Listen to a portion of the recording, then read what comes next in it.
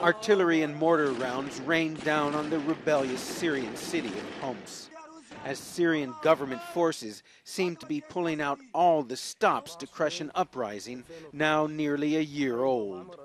In Cairo, Arab League foreign ministers met to discuss Syria, firing back with uncharacteristically undiplomatic words. The Syrian leadership has chosen chaos. It is killing its people and destroying the nation only to maintain its authority.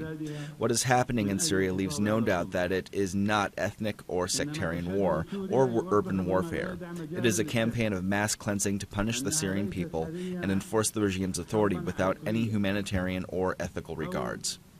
Their first observer mission failed to halt the violence. Now they're hoping to enlist the United Nations in a new hybrid peacekeeping observer force, which begs the question, what peace is there to keep?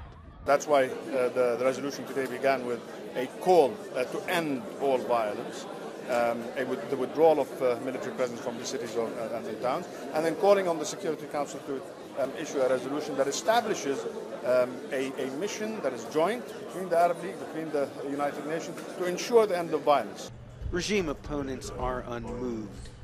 In a barely furnished flat in Cairo, Rami Jarrah and other Syrian activists have set up a makeshift operations room, taking in and disseminating videos and news from inside Syria on the internet. The fact is that this has gone on for too long. Whereas before there were solutions in the beginning stages, now we're reaching a point where something like this isn't really a solution. We saw the Arab League observers go into Syria. We saw what that amounted to.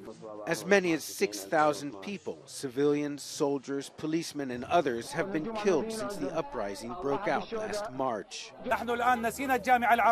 We've forgotten the Arab League. We've put it behind us, says former Syrian parliament member Imad Ghalioun outside the League meeting. The Syrian people will defend itself. We'll collect donations for the Free Syrian Army.